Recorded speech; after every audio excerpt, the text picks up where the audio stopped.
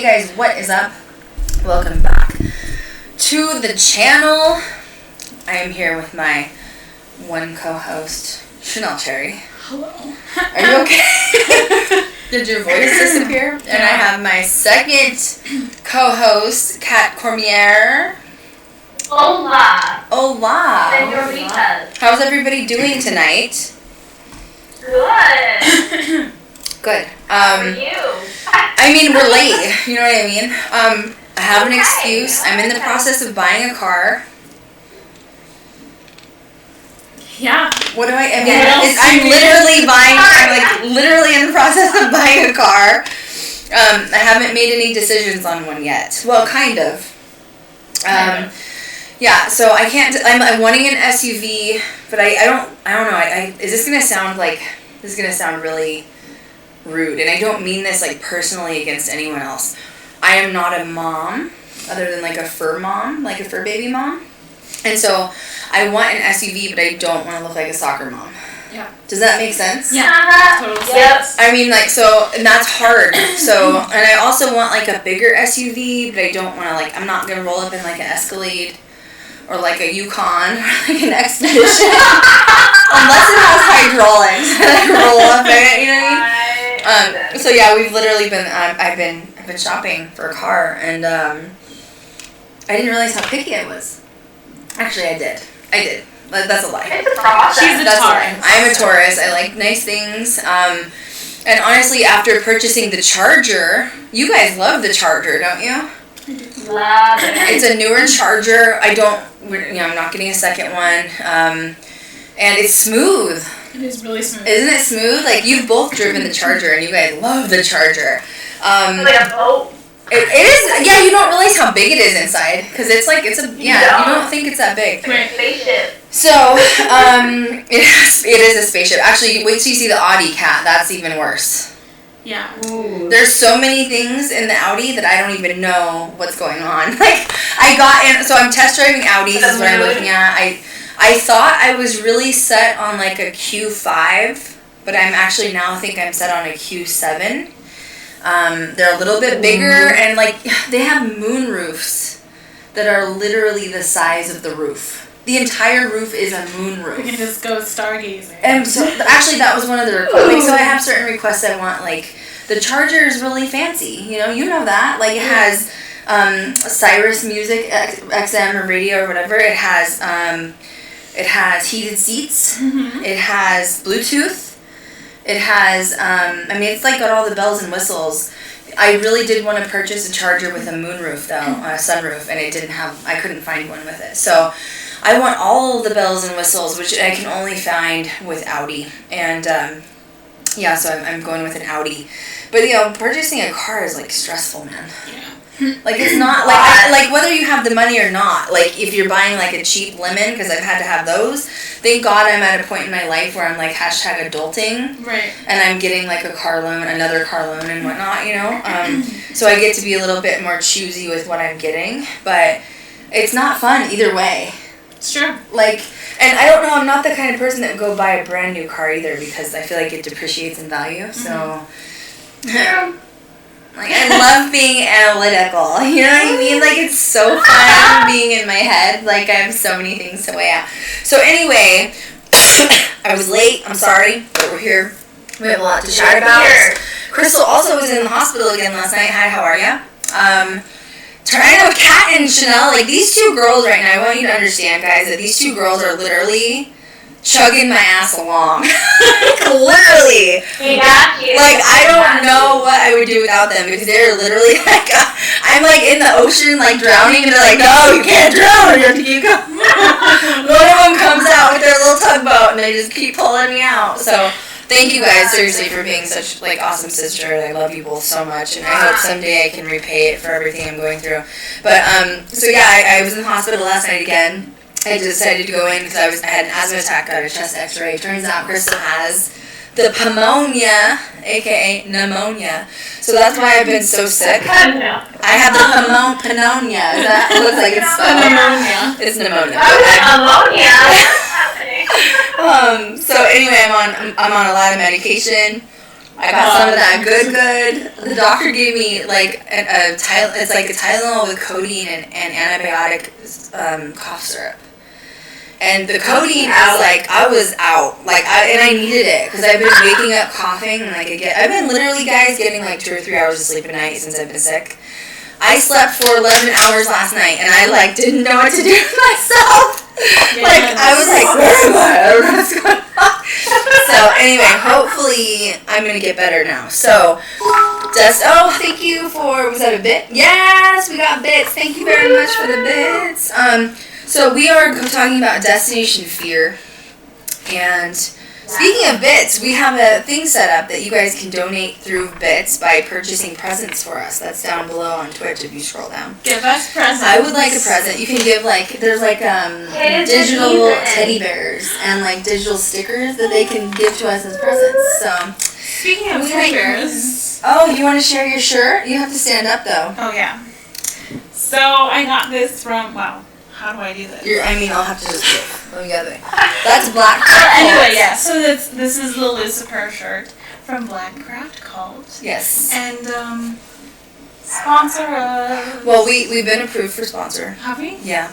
We need the contract. You need the stuff. I have to have a contract. I'm already going to promote because you know what, that's just... We do we've established a business contact with Black Craft Cult, and I have been approved to license through them and sell Black Craft Cult. So we like their stuff. They have some really cute stuff. They're coming out with even more designs, and we haven't really purchased any yet because we've kind of been waiting. We didn't know what was going on with our contract, obviously. But why don't you show up and show them a little bit? It's loose up her. And obviously we're not Satanists. So the neckline is kind of really big too. If I have a sports bra on, but the neckline is big. Yeah, it's cute. You could do off the shoulder thing too. Right? I love it. It's cute. And you can get bigger sizes because I think this was... I like looser, I would get an XL or L to be bigger. Yeah. I like it loose though. I would have gotten even bigger for off the shoulder, but it's cute. It's really cute. So Lucifer is that shirt. So yeah, we love Black Craft Cult. Shout out to them. We can't wait to work with them in the future. That was one of the little announcements we were waiting to make, but it's on standby. We'll get a contract. We're good. Everything's gonna be good. So Destination Fear. The good news. I have some good news first. God, Kat, you did such a good job on the history. There's so much history. There is. With the Virginia State Penitentiary. We'll talk about that. Yes. The good news is I'm going to give them the benefit of the doubt and say, I think they did a really good job with this last episode. Mm-hmm. I agree. Yeah. What do you think, Kat? I agree. I think this last episode was the best episode they've had. In all aspects. Did you notice he also stopped that editing format of shift? And I hated that. It made me feel like I was having a seizure. So I'm so glad that stopped. But in my opinion, no matter what we're about to talk about and say, because we're still gonna critique.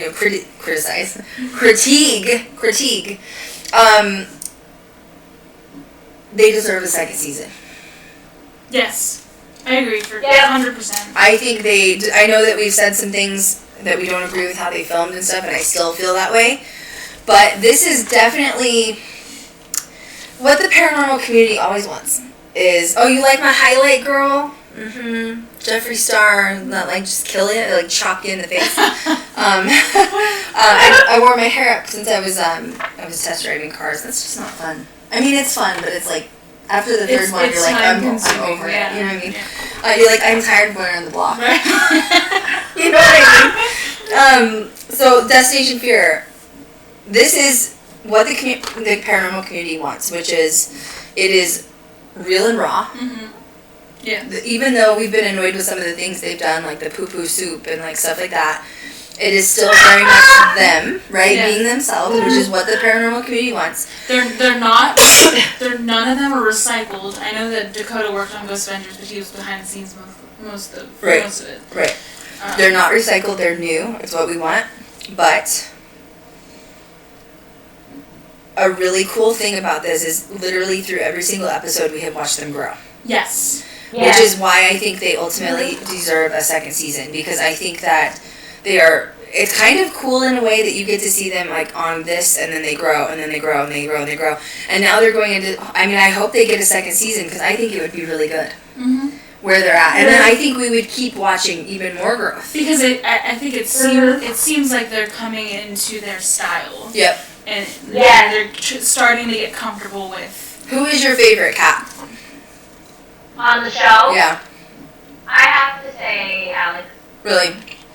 I like Alex too because he doesn't seem to get afraid a lot, and when he does, you like see it in his face. Genuine, yeah. It is there. Who's your favorite? I was gonna say Alex as well. Really? Yeah. So I like Alex and Tanner. Yes. Can we just talk about the smashing that's happening?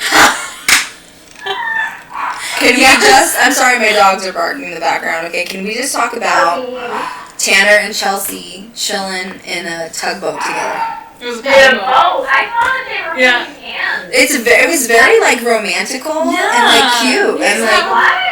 I was like, okay, that's pretty cute. I mean, in my opinion, I think they're dating. Yeah. And if they're not, they should be dating. But I think they're dating. He's always so concerned, like, where's Chelsea? Is she okay? Do you think that's like more of a sister brotherly kind of thing, or just like? No. If that were the case, why wasn't Dakota in the tugboat or the paddle boat, whatever? That's true. Do you see what I'm saying? Like, her brother is there. She didn't go with him. I'm actually shocked that Dakota isn't my favorite in this series. Yeah. Because I was only watching this series for Dakota, and like I still support him and stuff, but like he's kind of a weenus a little bit. Oh, you know what I mean? Yeah. Like he's always like, get away from me, or like I'm done, I'm walking away. He's pretty honest about it too, though. Right. That's true. Which I guess that's good. Funny. Right? Yeah. But if you can't, he's like, I just don't know if I can continue this, and I was like, that's not good for the executive producers and like the Travel Channel to hear. Yeah. And like, you started this journey, like, you shouldn't just give up. So, anyway, Right. do you want to take a little bit over and give my voice just a little bit of a break here with that Station Fear? So,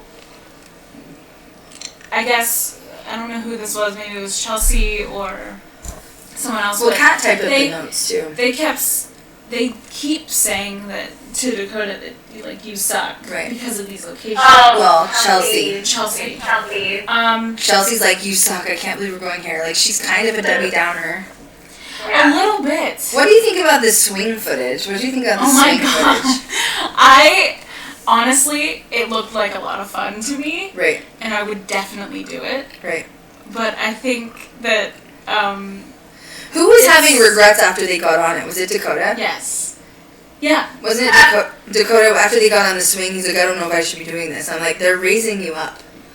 I feel like you should have decided that before they were raising you. There's this swing, I think it's in New Zealand, that whenever they, like, let you go, you're going out over a cliff. Oh, that's a no for me. There's one of those in Colorado. There's one of those in Colorado in Glenwood Springs. Or wait, is it Glenwood Springs? Yeah, I think it's Glenwood Springs, which is where Ted Bundy was caught. Oh, yeah? But there's like a little amusement park, and you have to take a gondola to the top.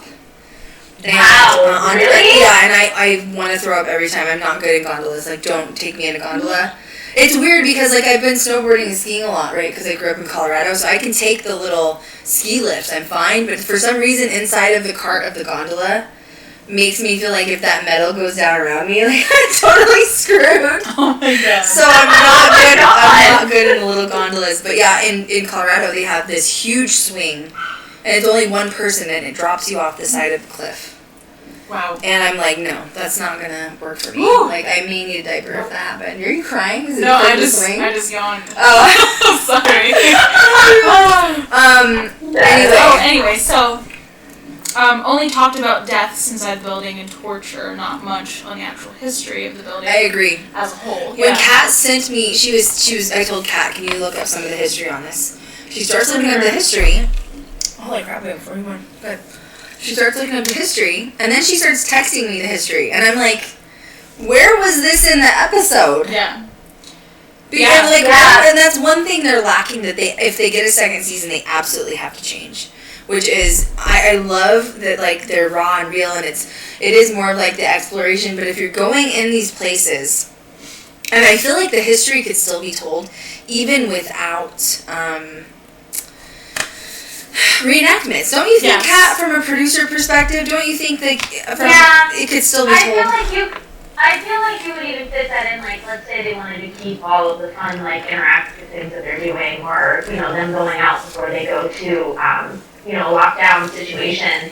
There are still, like, blips of history that can be put in there. Right. But that would be a voiceover thing. Right. And they didn't really do that. Right. You know, But I still feel like you could do it without voiceovers in a way. You could be like, Chelsea and Tanner talking like, did you hear about this place? And da-da-da. Like, you know what I mean? It doesn't even have to be scripted. Because I feel like if you're a paranormal enthusiast, you can read history like we have literally right here. Yeah. And you can just be like, I read somewhere in this and it said da-da-da. You know what I mean? Yes. Like, you don't have to have it scripted and be like all professional. And just like memorize. sit down and read it like they've been And I doing. don't like that. I still No, don't like and that. I think that in and of itself takes up a lot of time that they could be using for conversations like this. Right. Just about the history. And But you know what, in my opinion of, because you have both, well, you've been on set with other series, but Kat, you sat with me through post-production.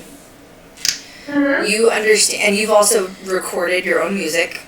P.S. Black Roses is out now on iTunes and Spotify. Please look it up for Elms Landing. Kat's singing our intro. Yes, please ask me Black iTunes. Roses. Black Roses. Really good song. Anyway, that was your promo. Sorry. So you know what it's like to record, like voiceovers and in the studio for like your voice. And it does take a lot, right, to like record. It's a lot. Yeah. Yeah, it's a lot. And it adds extra post-production. You watched me repeat lines 400 effing times till I was like purple in the when face. you were filming me for that audition thing, Right.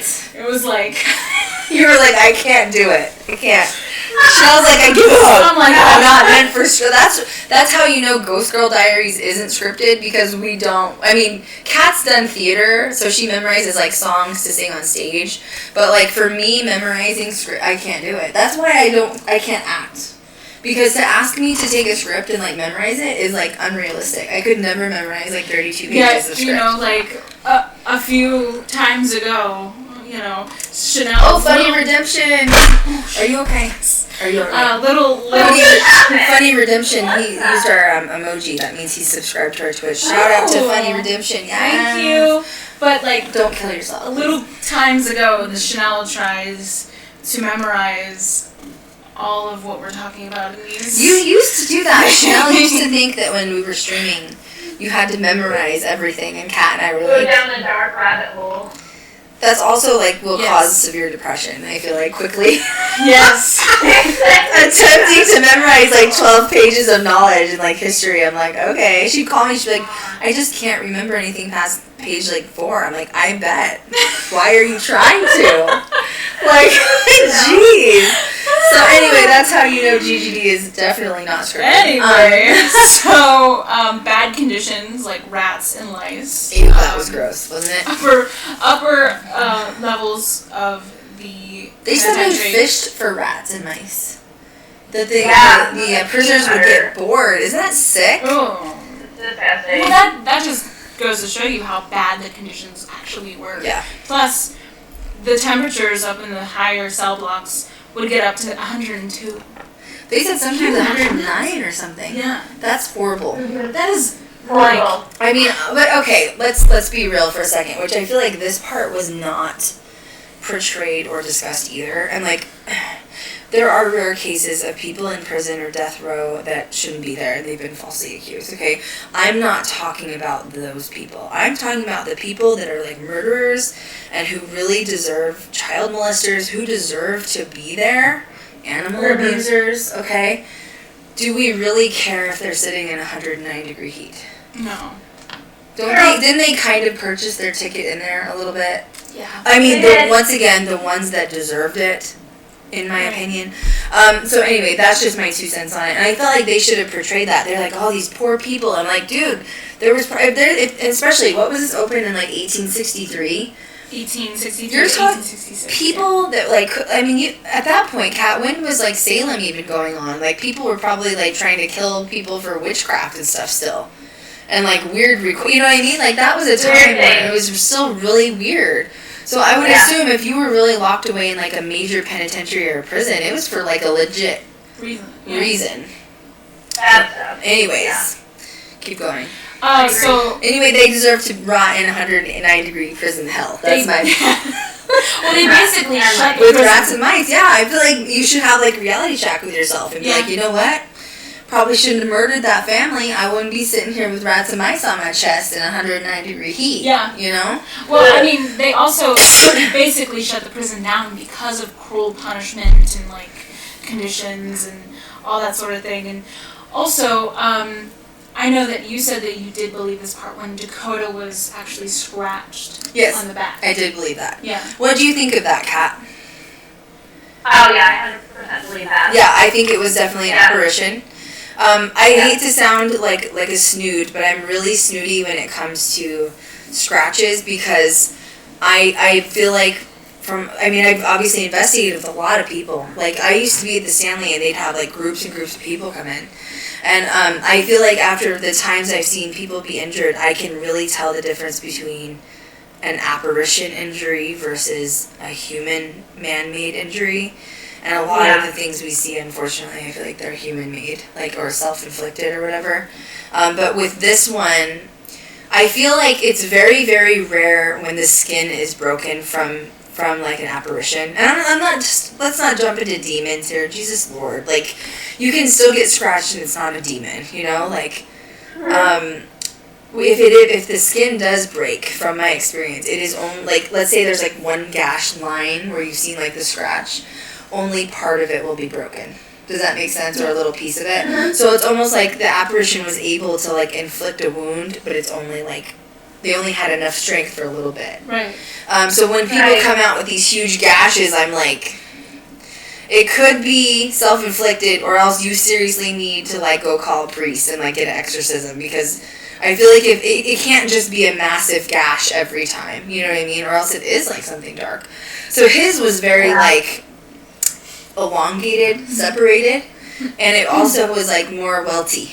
Yeah. So when it's more welted, or blistered, I guess, is where I really believe that it's, like, it's real. Yeah. It's almost like, It's strange. just the way that it's created, it looks like it's not made by somebody, like, that we could do it to each other. You know what I'm saying? Like, not even males. You can just tell the way it was formed was almost like, I don't know, it's almost like from the skin inside out. Is that how it looks to you? Yeah. And I think that's things people can do. So I did believe that one. I felt really bad for him because he was in pain. Did you see how much he was in pain? Yeah. He kept asking people like them to keep looking at his back, making sure that it's still there. Right. And Yep. He actually got really disturbed by it. Yeah. I don't blame him. Yeah. No. I have one picture I had from the Stanley Hotel, and I had just one giant welt across the back of my neck, and I remember it makes you feel really weird. Yeah. Because, like, it felt like, and then to me, the weird part also, and when I listen to descriptions, how I can also tell if it was, like, man-made, is usually it's more of the sensation you get when you've been burned. Yeah. So, like, the burning sensation, the tingling sensation, versus, like, oh, I felt a scratch on my back. Well, then, I don't know about that. Right. You know? Go ahead. Right. I thought it was creepy when they heard laughing before they saw Dakota's back. Yep. Yeah. Well, Now heard laughing. Well, and doesn't that feel like something like a malicious spirit that was an ex-prisoner would do? Oh, yeah. Like he's just, like, biting at the chomp to, like, hurt someone again. Yeah. And then he does it and he's like, haha. You know? I did it. Yeah, totally. I did that to you. So the penitentiary actually sits right next to a native burial ground. I know, that freaked me out. Yeah. What do you guys think of native grounds? Wink, wink. Not. Don't mess with them. Yeah. Not something to mess with. Leave alone, Dad. You're just smiling. Yeah. Let's just chat for a minute, Yeah. okay? I don't want to go into specifics, so please don't release any details of, like, location-wise. Yeah. But it's no secret that our first location for our pilot and feature was done on native land. I specifically chose that because of my heritage. And how does it feel being on haunted native land, since you guys have experienced it now? Very eerie and very quiet. Yeah. Almost peaceful. Almost like still. Mm-hmm. Literally like negative decibels sometimes. Yeah. Like you kind of catch yourself where you don't know if you're in like sensory overload or you just totally just like lost your hearing. You know, it's like really, really hard to explain, but that's probably the best way that I would explain it. Well, and when you're in like an open field or like open area, whatever, we experienced. Do you remember when we were filming like B-roll and stuff, and there were moments where you can hear birds in the background, or like in our case, coyotes, and where we were, there was silence. Yeah. Yeah. And it was only like a certain range, and it was like silence. It was very strange. Or like there was a moment we even had an elemental thing happen, where wind got really crazy out of nowhere. Out of nowhere. Yeah. When Krystal started getting emotional, because I felt like the natives were like kind of being like forgotten. Right. So I feel like elemental stuff. And I think that's another thing as well about native land is like when you go into a location like that with the intention of like disrespecting it, you're gonna feel that as well. Yeah. And we obviously know not to do that going into any kind of land really. Yeah. Because you could honestly say that the entire United States is Native American burial grounds. Well, it is. But I also feel like there were definitely. There were times that animals, coyotes, and elemental spirits, wind, led us in the direction we needed to go. Yeah. Yes. And didn't even know that was happening, right? Of course, maybe, I would love to think that it is my Indian blood, since I do have a lot of Native American blood and I am registered, that they felt connected to me and they, like, helped me lead them to where we needed to go. Because there were several times we were looking for things, couldn't find them, and all of a sudden we look literally down where we've been arguing and standing, and it's there. Yeah. And it had been there the whole time, we just weren't paying attention where we had just been led to. So I feel like if you respect ancestors of natives, which I feel like putting a prison next to native ground is probably not a good choice. Because then I do think that the natives are going to come back and they're going to feel like they have to protect their land from, like, the darkness next door. Clearly it's dark. You're talking about murderers, rapists, serial killers, whatever. Right. And they're going to feel like they have to protect it. So now you're going to have not only prisoners there and, like, a cemetery of natives, but now you're going to have two conflicted spirits going at it. And that's stirring up more EMFs and energy going on, right? Really, really interesting stuff. I'm actually shocked. I guess I'm just going to throw this out here that a lot of paranormal groups and shows haven't done much with native land. I do know there's a reason for it. And the reason is they don't just let anybody on the reservations or the native land. Most of the time, in order to gain access to that, you have to yourself, like me, or someone in the crew has to be native. And I'm talking like registered with the tribe, you have your blue card, boo, native, like I do. Which is how we've gained access to things.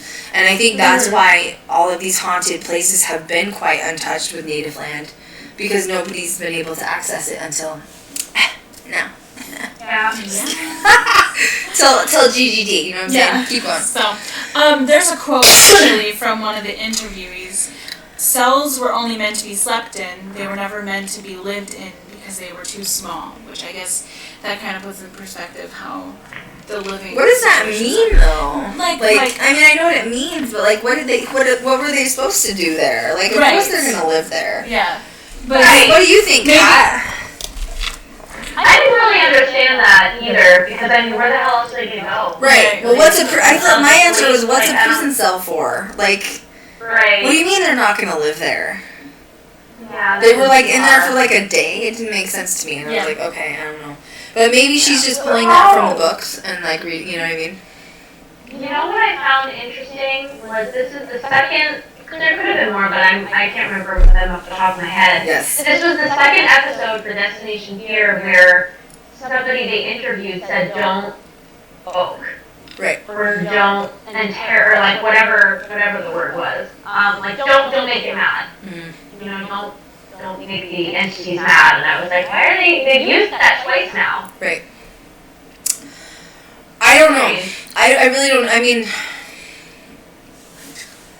well, here's a better question. Let's look at it, and I want to hear you guys answer this before I do. We're three women which doesn't exist in paranormal. Mm-hmm. Very strong-willed, very certain of ourselves and our surroundings women, intuitive empaths. What do you think would happen if we went into a prison that was probably predominantly men?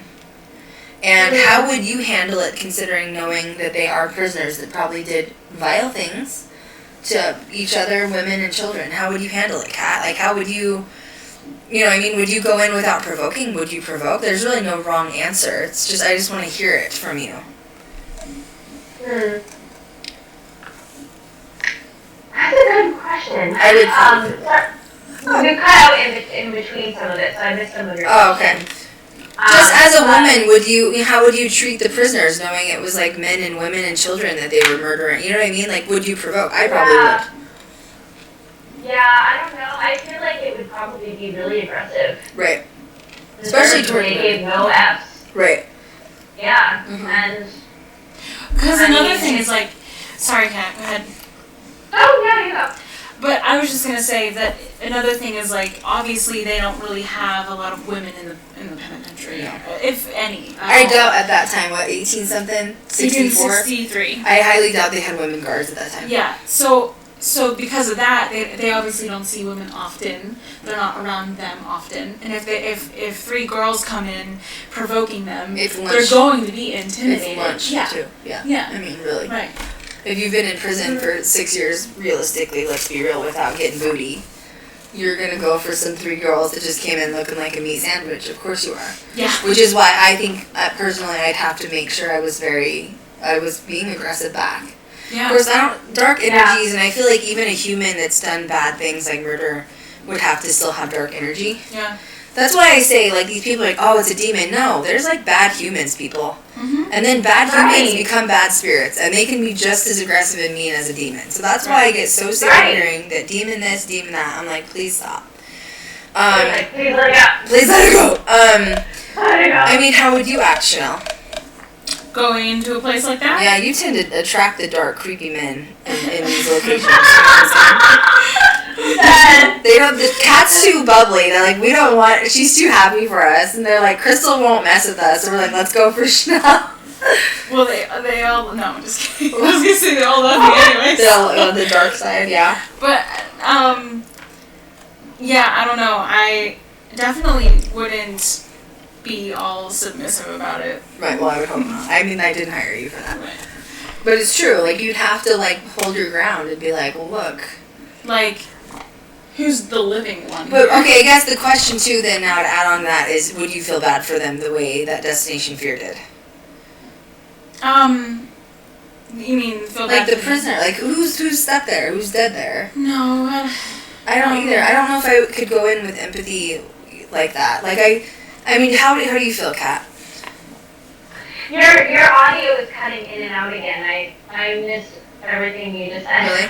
How would you? Sorry. It's okay. It's okay. How would you feel? Like, if you went in there, would you be able to be empathetic to the prisoners, like Destination Fear was? Like empathetic to the prisoners? Well, yeah, Like like they were like feeling bad for them. Like, oh, these are such harsh conditions, and I'm like, yeah. You put yourself in there, boo. Yeah. Right. So I don't think I wouldn't feel bad. And in my opinion, especially with a prison, because I've been to like places like this, I feel like the reason these spirits don't cross over is because they're afraid to go to the light and like meet their maker. Yeah. They don't want to know what's on the other side waiting for them. Like, I murdered 12 people. I'm better off just chilling here in this prison for eternity. Right. I'm safe here. I already know what's here. Why would I want to cross over? I guess it would be really hard to go. I guess the way that I think about it would be really hard to go into a place like that and not harbor some sort of negative feeling. Mm-hmm. Especially if something's messing with you that wasn't a good individual or a good person. Right. Because obviously, like, you want to be guarded and protected, but you're also like, get the F away from me. Right. Like, don't be a sleazeball. Right. And, so A it's hard. sleazeball. I feel like that's the nicest thing you could call a prisoner is a sleazeball. Especially like someone that was doing murder and stuff. You're a sleazeball, boo. Get out of my energy field. I'm dead, Kat. I'm so dead.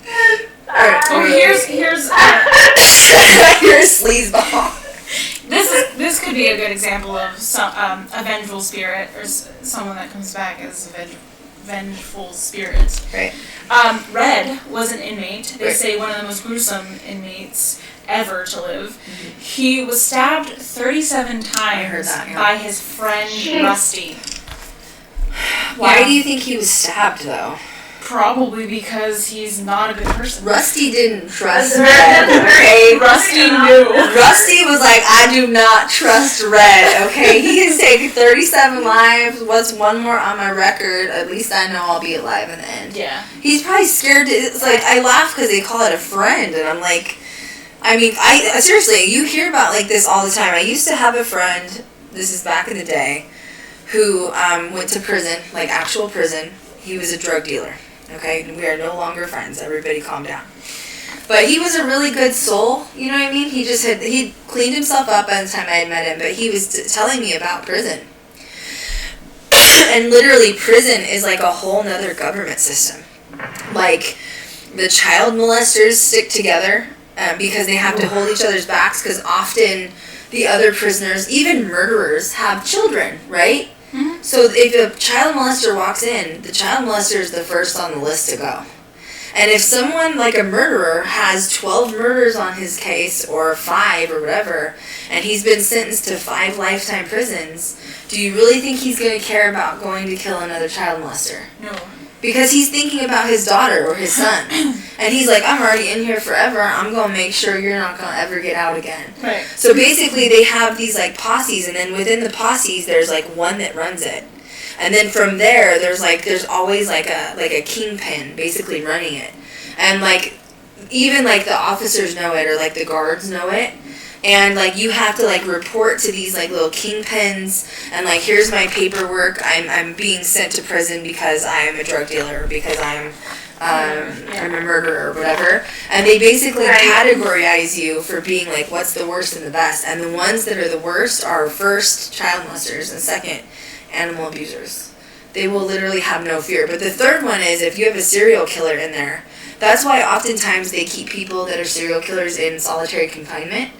Because if they don't, they'll get murdered. Because the other prisoners don't trust that person. Mm-hmm. Like, it's one thing to be like Joe Schmo was in a drive-thru and like shot somebody. But this dude like murdered a family of 5 and like 12 people total. He's got to be on the list to go. Because he could come after any of us at any moment. Because he has no soul. So they do. And that's what happened with Rusty. Was like, I don't trust you. Rusty's like, you're my roommate, you're my friend, and bro, you need to go to the light because I don't trust you in here. And he stabbed him 37 times. That's a lot. Like, he was scared to death. He was like, get him out of here. Like, oh, like, your soul is gone. I'm going to extinguish you.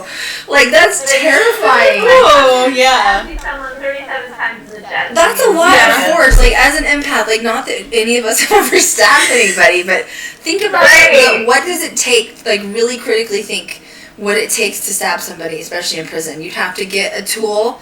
You'd have to somehow, like, shave it down into a stabby object. Shank. Right? A shank, literally. And then think about the force that it would take to, like, literally go after somebody. That's a lot. Yeah. And clearly he lost count at some point. He just kept going. You know what I mean? 37 times. But how many people had Red killed? That YouTube video. Red killed a lot of people, though, didn't he? He was the most massive murderer in there, right? Yeah. So, I don't know. Clearly it was a lot. Kat, do you want to take over from there? On So, notes? speaking of serial killers, fun fact, so old Sparky, the electric chair that's in that penitentiary, the last person that was killed or death sentenced by electric chair was actually a woman. Wow. And it was a female serial killer. I can't remember her name, but it's weird that that's come because I didn't know that old Sparky resided in that penitentiary. Right, is it still there? Yes. Wow. Yeah. So, did you say that she was in the penitentiary, or she just was the last one? She was sentenced to die by old Sparky. Okay. Yeah. Pretty crazy. I'm looking it up right now. Woman who sat in old Sparky. She was the last in the chair of 614 men. Wow. Yeah. She was a serial killer, huh? Yeah. Sorry, I'm still coughing. Woo. I also... Oh, you go. Sorry. 9 inmates escaped in 1865 from the prison. I didn't know that. Yeah. Did they ever catch him? Says that the local press took up the case and the legislator took action. And then on February 7th, 1866, the state legislator approved the purchase of land. Okay, well, so that doesn't tell me if they were captured again. I don't know. It's... Mary Frances Creighton. Yeah. She was born July 29th of 1899 to July 16th of 1936. She was a housewife. She was 36 years old, former American Legion official. She was the last to be in the old Sparky electric chair for poisoning Applegate's wife, Ada, who was from Baldwin, New York, on September 27th of 1935. Before the execution happened in Sparky's chair, she actually passed out and went into an unconscious state. Well, good for her. She didn't feel anything. I mean, how do you do that? Are you like, guides, look, I know it's my time. What I need you to do right now is knock me out. And then like knock you out? Yeah, they say she was completely unconscious. Like, that's lucky, I feel like. She's lucky to not be conscious for that. You know what I'm saying? But she was also suspected of poisoning and trying to kill her mother-in-law, Anna Creighton, in 1920. She was also accused of trying to poison and kill her father-in-law, Walter Creighton, in 1921. Also her younger brother in 1923. What is wrong with people? Who was poison? That's like having one of those like poison rings. Where you just like put like the witchy poison rings, which I love. I have some of those, by the way. I don't put poison in it. Like, that's hard to come by. I wear them just to wear them. I do. I love them too. I have a pentagram poison ring, which is just cool. But like, can you imagine like how quick that would be? Like, oh, it's done. Here you go. Here's your drink. It's like date rape drug. You know what I mean? Like, jeez, kill your whole family off. Honestly, I'd probably just fill mine with like apple juice and just do like a little tiny like thing of apple juice. It's like not even a sip. It's like this much apple juice. Like, apple juice. You know what I would do? I would take Smarties and I would crush them into powder. And I would open it and people would be like, what is that? Is it drugs? Is it no drugs, you know? Like, poison. I'm dead. Poison. Why did you go to the drug side? Like, snort Smarties? My God. That's actually where I thought you were going. I did not. I only snorted pixie sticks, okay? Like, that was like a kid thing in the 90s. Yeah, you know what I mean? What are we talking I did it one time, and it was very painful. I don't recommend it. Oh. My friends were doing it, and I was a follower at the moment, and bad choice. Anyways. This is interesting. So, like, in 1979, there was another prison break where 15 prisoners escaped from the prison. I saw that. Mm-hmm. One of the escapees was... So does that say that the security was really bad? Like, what does that say? It sounds like a Ted Bundy situation, where people were just escaping left and right. I feel like if you know you have a prison, there should be enough people in there to, like, secure it. Yeah. Also, for Ted Bundy to jump out of the window, that was quite brave, and he like ran through like the woods with a broken ankle.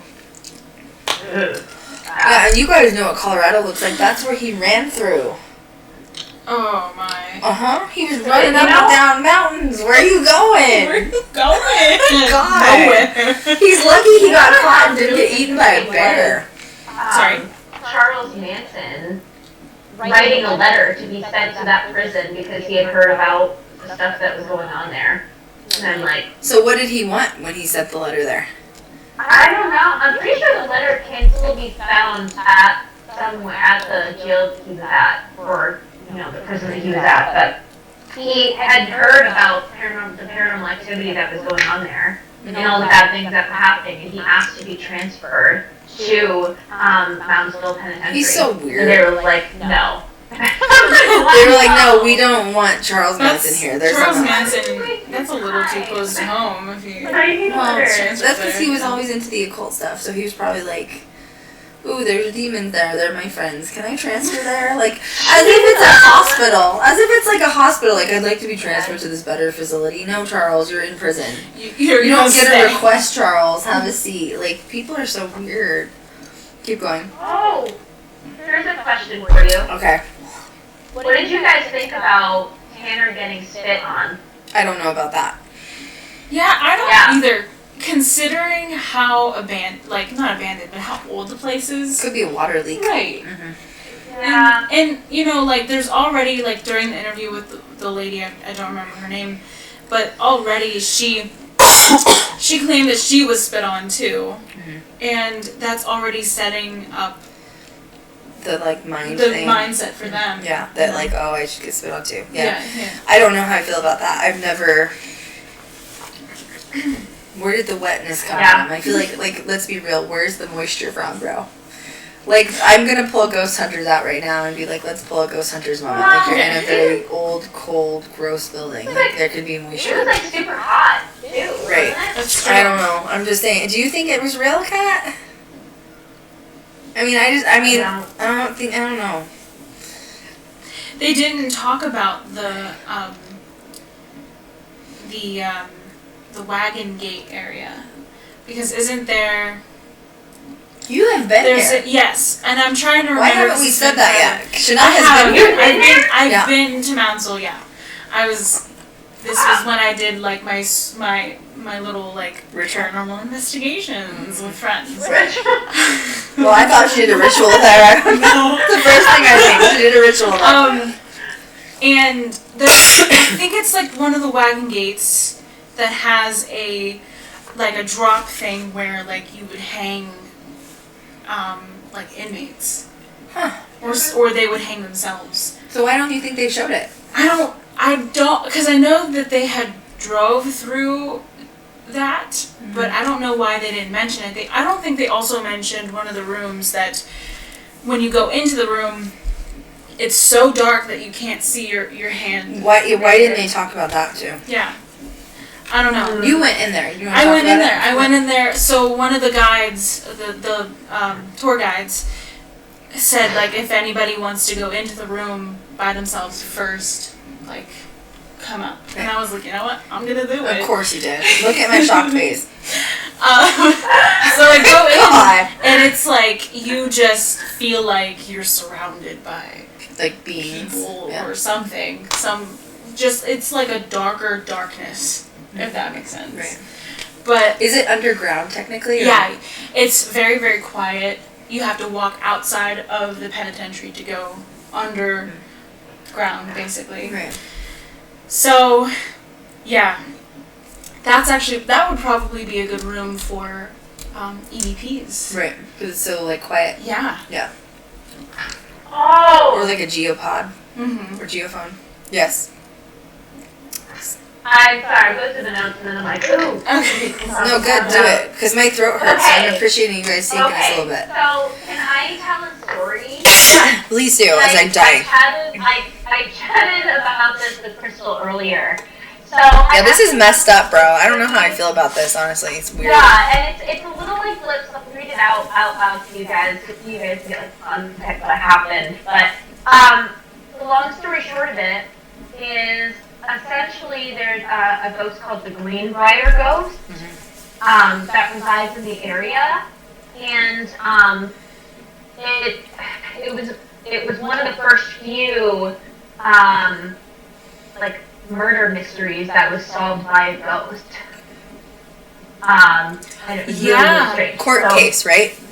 Yeah, it was a court case. And so it says here, near the end of January 1897, Zona Keister-Shue, who had been a popular young girl in Greenbrier County, was now a bride of 3 months and was found dead at the bottom of the stairs leading to the second floor of the log house where she lived with her new husband.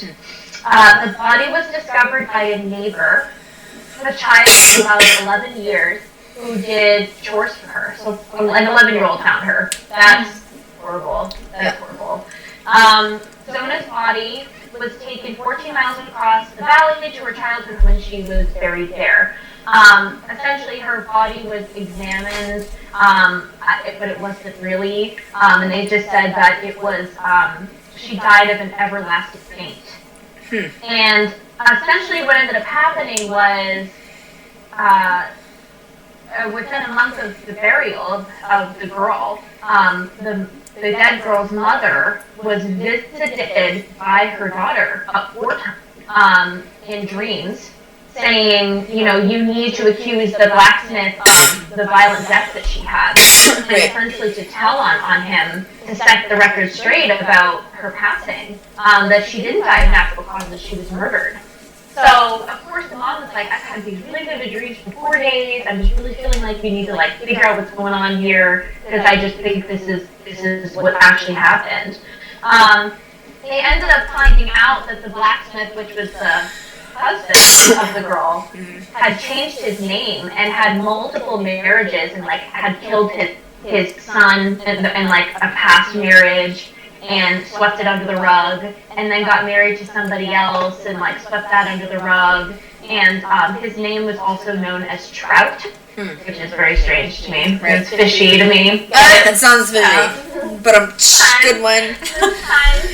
So anyway, there was a lot of gossip about what was going on, and if they could really take the word of this woman that's been having, like, dreams and claiming to see the daughter, they were questioning the mother's mental health state and all that stuff. So they ended up actually doing an autopsy on the body of the girl, and they did find that she had, her windpipe was crushed, and she had 2 vertebrae broken in her neck. So basically the ghost was right, that she'd been injured and they didn't... She was correct, yeah, and what ended up happening was, of course, you think about, like, late 1800s, early 1900s, they kind of took the word of the husband, and that when she died... I feel like we're still fighting that. Is it just me? Take care of it. Is it just me, or is it always the man's word is good and it's never... I'm sorry, I'm calming down. I'll have a seat. No. Right here. No. It's fine. No. So it was kind of strange because when the coroner came, when the girl was found, the husband was really adamant on, like, dressing his wife by himself because he was pretending to be upset and put her dressing the dead wife down. The dead wife. He literally he was adamant on taking care of her, playing it off as if he was upset, but it was actually to hide what he did, because he put her in a high neck. I don't think you can do that anymore. I think that morticians do all that and stuff, right? That's weird. Yeah. Can you imagine dressing a corpse? That's a no for me, thanks. Yeah. And so, you know, it pretty much took away any suspicions that he did anything. And when they removed it, they actually have a legit report saying that on the throat were marks of fingers indicating that she had been choked. Ew. And the neck was dislocated. So that's why the husband dressed her in a dress that had a high neck and a big scarf around it, because he was trying to hide it. So essentially what ended up happening was he was thrown in jail. They pretty much took the mother's word, and they were like, this is absolutely horrible, and obviously based off of the autopsy, you know, that it was valid. He died in Moundsville Penitentiary. Wow. So, okay, here's a question. Yeah. At what point was it Moundsville first or Virginia Penn first? Which one first, and why was the change? Does anybody know? So I think it was Moundsville Prison, wasn't it? I've always known it as Moundsville Penitentiary. Mm-hmm. That's how I've always known it. That's what the guides called it. Right. You know, where is this at in Virginia, right? West Virginia. West Virginia is right by PA, so that's why you were able to go there. Mm-hmm. We drove through there, Chanel. We did. Did you guys see the penitentiary? No. We didn't see it. West Virginia. Yeah, you drove right through there. Yeah. So you guys would have had more fun with me, because when I was going to go originally, I had an entire ghost haunting stop planned all the way through Bobby. I was going to take him to Bobby Mackey's. I'd just drive by. Just drive by. You said You're not going in. No, you're not going in there. Sorry, it's a no. No, you're not going in there. Look, Right. You're not. Do you want to die? Is the question. She was like, maybe. I don't know. I'm kidding. No, but I was gonna take you to like the Stanley Hotel in Colorado. Yeah, we'll do we're it. still gonna do it. We will. We'll do it. Yeah. I need a redo on Colorado really bad. Yeah, we definitely I need a reset button on Colorado. Yes, please reset. Look, if you want to compare who's had worse asthma recently, Kat. Okay. I feel like I could top you a little bit. Okay. But in that moment, it's not fun. No. That's actually, I feel like we should chat about that. Kat's in Colorado. She's in my hometown, like right next to my hometown where I grew up. She's having a severe asthma attack, and she's like, gotta drive herself, because Chanel's also sick, but Chanel's staying in the hotel. Kat calls me, and she goes, I need to get to the hospital, and I don't know where it is. And I was like, oh, girl, I'll guide you. I'll know where you're at. What street are you on? Let me know. And she literally guided me. I did. I was like, you gotta take her right here. Oh, you gotta go too. Well, go ahead. And what was even funnier about it was the fact that the God, I can't talk today. The street that I was going to turn on was blocked off by police officers, and she's like, yeah, just take this detour. I'm like, what is happening? How do you know? So what ended up happening was, I had, Chanel and I were sick on the road trip, and when we entered Colorado, because of how high of an elevation it's at, and it has thinner air, I was essentially having breathing issues. It's like 8,700 feet elevation. How did you guys like driving through Eisenhower Tunnel with a snowstorm? I didn't. I've never trusted someone so much in my life than I did Kat in these moments, because I'm like, because obviously like we're both sick, right? Mm-hmm. And I'm having this like weird head shit stuff going on. Sorry. It's fine. The channel's already been censored at this point. I don't know what else can happen.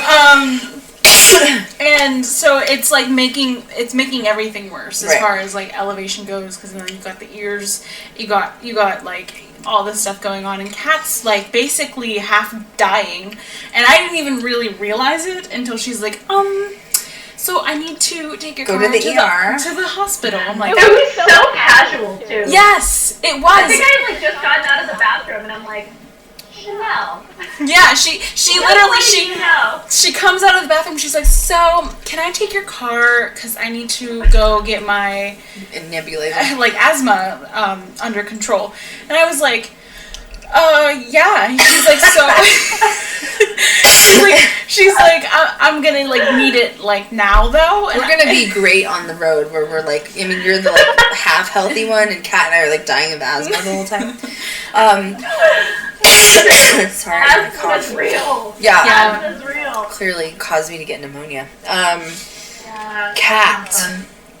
Yeah. I was gonna say something. It's gone. 100% left the building. Does it have to do with asthma? It's gone. Oh, okay. Absolutely gone. Great. Oh, Kat did tell me. She told me not to worry about her driving through the mountains of Colorado because she's from New Hampshire. Oh yeah. Yes. Yeah. And I said, I don't know, boo. Colorado is some serious shit, okay? Like, but there's some big mountains. Kat's like, I got this. Don't worry about it. I was like, I don't know if you do. I don't think you do. She did though. And then she called, but when you guys stopped in Vail, she called and she goes, you're right. I had no idea what I was talking about. She's like, it's nothing like New Hampshire. I was like, we did miss a really big snowstorm though. By like an hour, Chanel. An hour. And you still drove across ice for like 40 minutes. Exactly. So that was horrible. In my opinion, we did pretty good. We did pretty good because you were sitting in the passenger seat chilling while Kat was like dying and imprinted. Driving. Oh my gosh. Literally. For those of you that haven't been to Colorado, Eisenhower Tunnel, you have to go through it in order to get to all the major ski resorts. And they've tried to rebuild it several times to make it more like user-friendly and safe for cars. But basically when Eisenhower ices over, it is one giant ice skate. And there are moments, if you're driving on Eisenhower, they will literally shut it down. They will force you to keep your vehicle there. An emergency vehicle and crew will come get you out of your car and remove you from the area until it thaws. And literally, I thought that was going to happen to you guys. I was literally checking radar like every 20 minutes. I'm like, you guys have to go. I was like, you have to go. Like, I was like, you're going to get hit by a snowstorm. I'm serious. Those are serious. You're going to be stuck in the mountains for like 4 days. Kat's like, it's fine. We're going to be fine. Oh my God. Thank God we survived. Okay. Now that happened, you know Colorado was no joke. So let's keep going on the chat. That was fun. Okay. I like getting derailed sometimes. It's kind of fun. You know what I mean? Fun. Okay, what else? Where do we leave off? As I'm dying. So going back to Destination Fear. Yeah. I really, really liked Tanner and Alex doing their digital recorder session. Right. In the, was it the Sugar? Sugar Shack? Sugar Shack, right? Sugar Shack. Yeah. I'm gonna have to go get my inhaler. Okay. Or I'm not gonna make it. So you don't want to slide up and I'll like sneak behind you. Okay. You know what I'm saying? Yeah. Mm-hmm. I'm gonna go grab my inhaler. I never leave streams live. It's the first time for Hey guys, you we're know up close and personal. Chanel's like, hi everybody. Hi. I'll be right back. I'm sorry. Keep going. Okay, no, it's fine. How's it going, everybody? Hey. Go ahead. Okay, so let me see. I'm still not understanding the being stabbed 37 times. I just feel like that's a very specific number. Yeah. Like, I have a lot of concerns. Let's see here. I'm trying to see. Operation of the building. In 1929, the state decided to double the size of the penitentiary because overcrowding was a problem. The 5 by 7 foot cells were too small to hold 3 prisoners at a time, but until the expansion, there was no other option.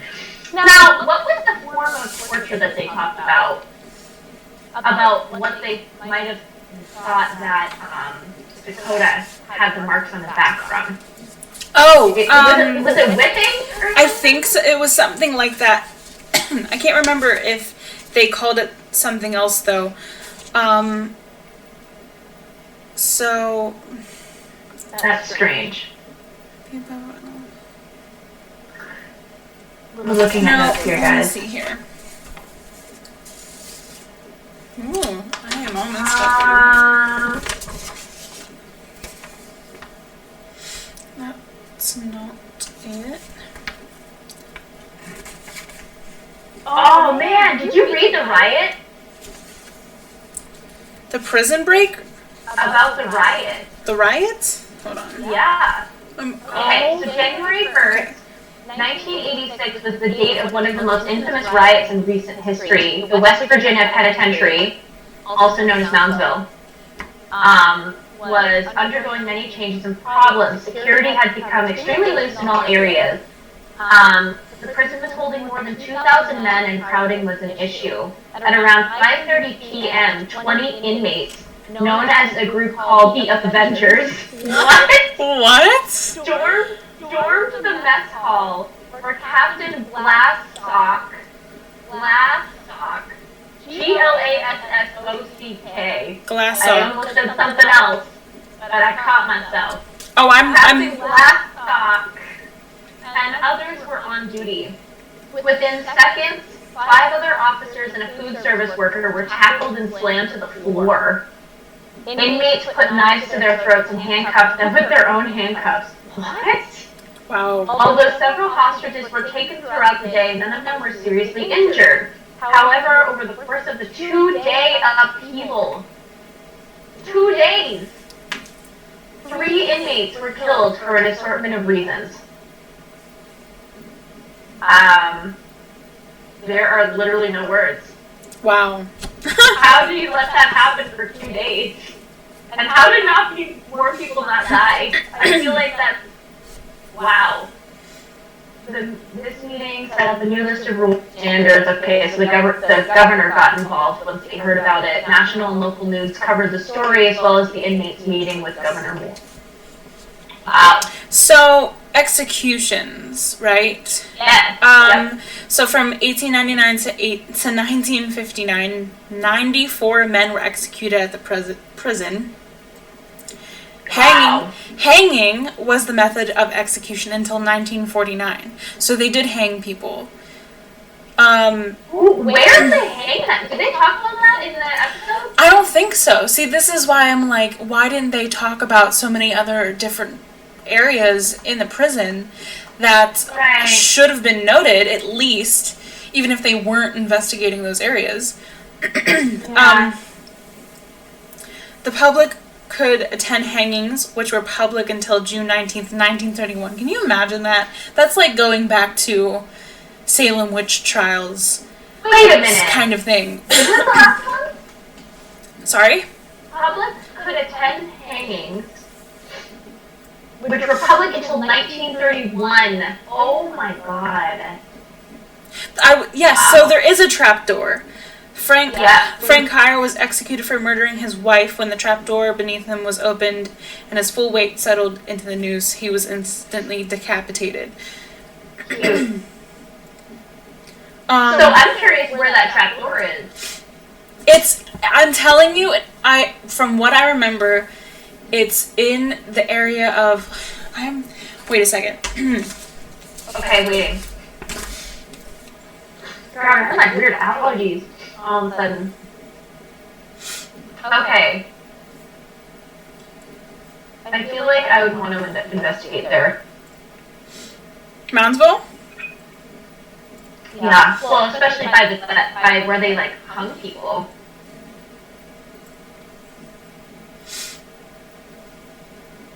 Jesus, the last man executed by hanging, Bud Peterson from Logan County, was buried in the prison cemetery because his family refused to claim the body. Yes, so I need a better picture.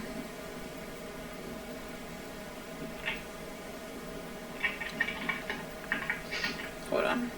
Chanel's dark hair and lipstick reminds me of Morticia, and I'm all here for it. Yeah. So this is the wagon gates that they actually drove through at the beginning of the episode. I'm not even sure if you can see that. Well, what is it? What is it? it's the wagon gate. And so I think in this area, yes, there is. I was right. This is where the thing is. Well, maybe I shouldn't show that. Yeah, sorry. It's fine. I just had to go, get some throat spray right here. I'm sorry. Like, thank God it's not pneumonia. Like, it's not all through my lungs. It's only in the top of my lungs. But if I have, like, a cough fit, I literally feel like I start to shake. I'm like, oh, like an 80-year-old person. Are you good? So I think I'm alive now. Okay. But it's only temporary. Okay. Where did we leave off? Okay, so I found it. I found what I was talking about. This is the wagon gate area where they drove through, and it does have the little, like, area where they... Is that where they drop people? Yes. Wow. Yep. Let me see. See? Ew. And they drove through there to get into. Why didn't they talk about that? That's what I mean. Like, that's such a huge... So those people would, like, be hung right here. They would drop the door and they drop through. And they actually have, like, whenever you go to the prison, they actually have, like, depictions of it. See? What is that, a fish? Ow. Ah! No, it's like a mannequin body. It didn't look like a mannequin, it looked like a fish. This look like, there you go. Ew, that's too much. That looks like Zach's museum. Okay, we've had enough. But we were gonna go to Zach's museum, weren't we? Listen. Never mind. Maybe we shouldn't talk about it. Let's just move on. We couldn't get in because Chanel didn't have her ID. Oh, Chanel. You know what? Bless you. God. Are you okay? Why? I got like random allergies all of a sudden. You're empathing me. That's what you get. Okay. No. Where else are we at? Oh. Chanel's playing with my phone. I'm like, what are you doing? Okay, so we just talked about the riot, the prison riot.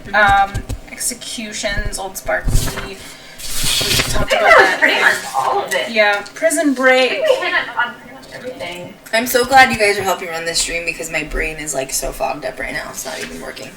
So Even though I'm like blowing my nose. Are you? there's No, but No, but you need to. close to. Funny Redemption said, Thank "Bless you. you." We had Thank you. 6 giveaways that we need to that I sent out 2 or 3. So yeah, the giveaways are going out. I need to. My PayPal account decided to do something weird today. I couldn't finish printing. So yeah, 2 of them are out. The other 4 will go out. But we'll probably do a couple giveaways tonight on Twitch if you're on Twitch. So what else? Make sure we didn't forget anything else. We got it all. What's up? I think we got it all. Yeah, So the other question is, Chanel, do you feel like doing a makeup booze and reviews tonight from missing it last week sure. after the stream? Ooh. But it's only on Twitch. It's only It's on only Twitch. on Twitch, ladies and gentlemen. I think we're gonna do booze and reviews, Ghost Hunters. That Do sounds you have like a any plan. comments about that? No, Not really. Ghost Hunters. Not Ghost Hunters. Ghost Nation. Oh, is that the one with just Jason? Yeah. Okay. I don't think have we seen it? We had a chat about it. Okay. Are you playing with my phone again? Maybe. I have like a lava lamp in my phone, and she'll randomly just pick up my phone and walk away with it. It Yeah, we was love you. Ghost Nations with Jason. Yeah.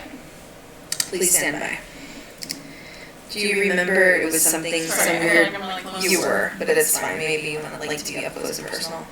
The Ghost Nation thing was like that weird thing that they had posted. Remember? No. It was called, instead of the Trail of Tears, they called it the Trail Oh, of Tears. yeah! That was not cool. And there's another episode they're walking through asking for Pocahontas. I have a lot of things to say Oh, that I'm gonna have to save for another stream. You know what I'm saying? So, anyways, let's see who's on. Who is on Twitch tonight? Let's see. 13 people. Stellar Whirlwind. You are going to win a giveaway. Yeah. So if you could, please email me at Krystal with like an actual K, you know what I mean? Krystal at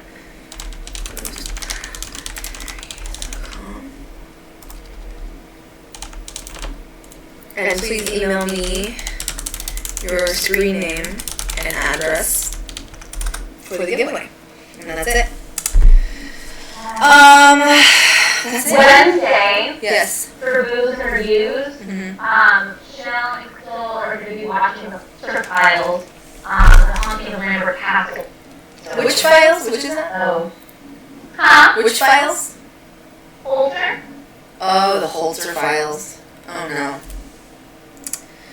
We have to watch the Holzer files. That's It's gonna going to be a lot of mine. it's gonna be fun. Very good. Well, that's it. Yeah. I took my inhaler, so I'm just like letting like the air flow through my lungs. It's really nice. You know what I mean?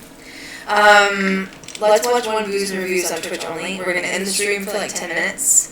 I cannot watch it on YouTube because of copyright, so we will catch you guys on our Twitch channel at twitch.tv/the-Ghost Diaries. Kat, thank you so much. We heart your face. Yay! I've been streaming with you guys. I know. Yeah, that's true. How was your little time off there for a minute doing your sing-alongs and theater productions? It was good. Why are you laughing? You're like, it's fine. Everything's great. It's totally great. She's doing fine. You're tired, right? You're like, it's fine. Yes, today was my first day of kind of getting back into like a routine and not the craziness of Hell Week and being out late all the time. Right. So You're it's like, nice to be back. it's nice to be home and be chilling. Yeah, and I'm like streaming with my girl. You know? Yay! So as always, thank you guys so much for watching. Please follow us on all of our social media, which you can find down below. Are you yawning again? Are you gonna make it through Boots? Yeah, no, I'm not even tired. It's just. She's No. Thank you guys so much, and as always, we will catch you guys next time. Next time. Darn it, I missed it. Darn it, I missed it.